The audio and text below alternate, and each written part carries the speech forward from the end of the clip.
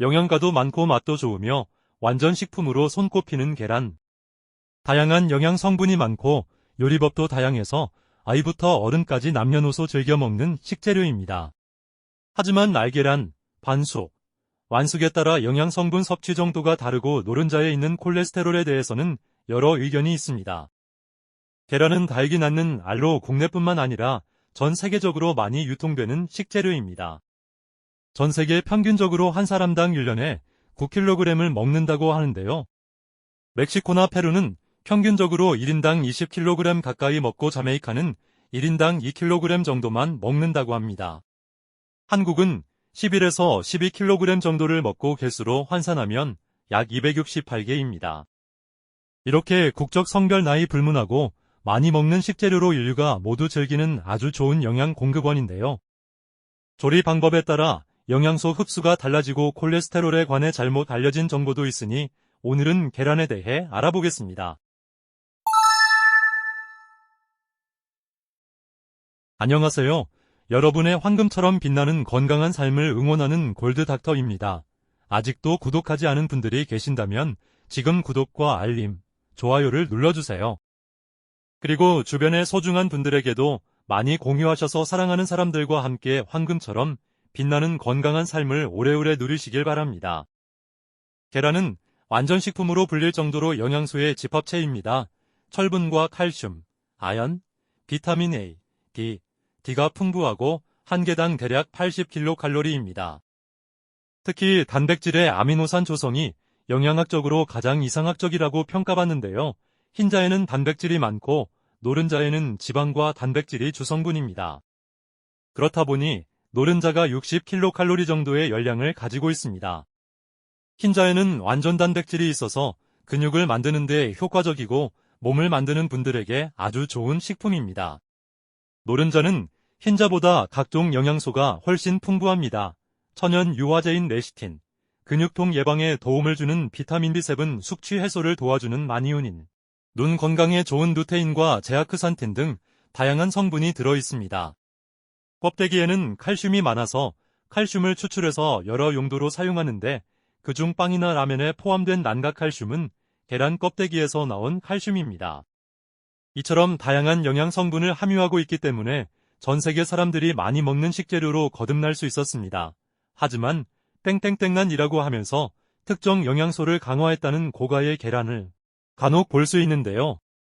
한 방송에 의하면 시중에서 판매되는 영양란, 목초란, 칼슘란과 같은 계란들은 상술에 가까우며 양계업자에 의하면 이런 것은 존재하지 않는다고 합니다. 계란의 영양 성분을 말하면서 빠지지 않는 논쟁이 있습니다. 바로 노른자의 콜레스테롤입니다. 예전에는 노른자에 콜레스테롤이 있기 때문에 한 개 정도만 먹는 게 좋다고 하는 말이나 노른자는 베고 먹는 게 좋다는 말들이 많았습니다.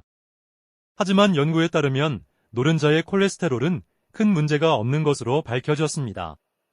체내 콜레스테롤 수치에 계란 노른자가 미치는 영향이 아주 낮은 편이고 미국에서는 하루 콜레스테롤 섭취 제한치를 없애기도 했다고 합니다. 노른자로 인한 콜레스테롤을 줄이는 것보다 트랜스지방이나 포화지방산을 줄이는 것이 심혈관 건강에 더 좋다고 하니 참고해주세요. 그리고 노른자는 레시틴이라는 성분을 포함하고 있습니다. 레시틴은 고급 화장품에 쓰이는 물질이기도 한데요. 콜레스테롤을 일정 부분 요하시켜 몸 밖으로 배출할 수 있도록 도와주는 역할을 합니다.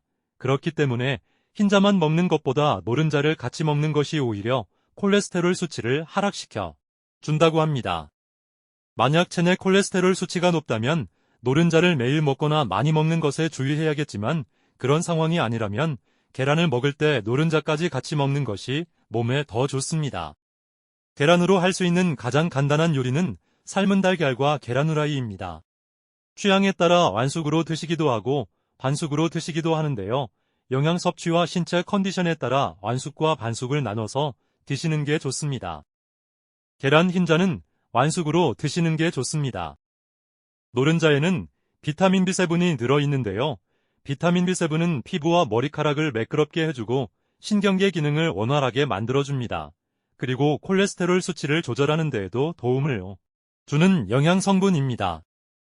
그런데 계란 흰자에는 비타민 B7의 흡수를 방해하는 아비딘이라는 성분이 있습니다. 아비드는 단백질과 탄수화물이 뭉쳐진 당단백질로 계란 흰자 중 약 0.5%밖에 안 되지만 비타민 B7과 만나면 비타민 B7의 체내 흡수를 방해합니다. 그래서 날계란을 자주 드시면 비타민 B7 결핍이 일어날 수 있습니다. 다행히 계란 흰자를 가열하면 아비드는 비활성화되기 때문에 비타민 B7의 흡수율을 높이려면 흰자를 완숙으로 드시는 게 좋습니다. 면역력이 떨어져 있을 때에도 완숙으로 드시는 게 좋습니다. 계란 껍데기에는 달걀 배설물이 묻어 있을 수도 있는데 이 배설물로 인해 살모넬라균으로 인한 식중독에 걸릴 수도 있습니다. 살모넬라균은 70도 이상에서 3분 이상 가열하면 죽지만 영국 국립보건원에서는 영유아나 임신부는 완숙 계란을 먹으라고 권고합니다. 하지만 소화력이 떨어진 상태라면 반숙이 좋습니다. 계란의 익힘 정도에 따라 소화 시간이 달라지는데 완숙은 3시간 정도, 반숙은 1시간 30분 정도, 날계란은 2시간 30분 정도가 걸린다고 합니다.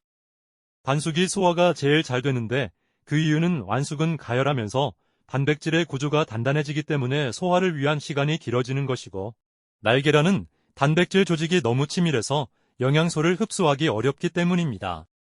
소화 기능에 문제가 없는 사람이라면 계란을 어떤 식으로 익혀서 먹든 단백질을 아미노산으로 잘 분해하고 흡수할 수 있습니다. 하지만 소화 기능이 약한 사람이라면 완숙이나 날계란을 먹을 경우 장내에서 계란의 단백질 흡수가 어려울 수 있으니 반숙 계란이 상대적으로 더 괜찮습니다. 마지막으로 정리하겠습니다. 계란은 완전식품으로 불릴 정도로 다양한 영양소를 함유하고 있습니다. 노른자의 콜레스테롤은 체내 콜레스테롤 수치가 특별히 높은 상황이 아니라면 걱정할 정도는 아닙니다. 오히려 흰자와 노른자를 같이 드시는 것이 메시틴이라는 성분으로 인해 체내 콜레스테롤 배출에 도움이 됩니다. 비타민 B7의 체내 흡수를 위해서는 완숙으로 드시는 게 좋고 면역력이 떨어졌을 때에도 완숙으로 드시는 게 좋습니다. 다만 소화력이 좋지 않은 상태라면 비타민 B7의 체내 흡수 정도는 낮아질 수 있지만 반숙으로 드시는 게 좋습니다. 어떠셨나요?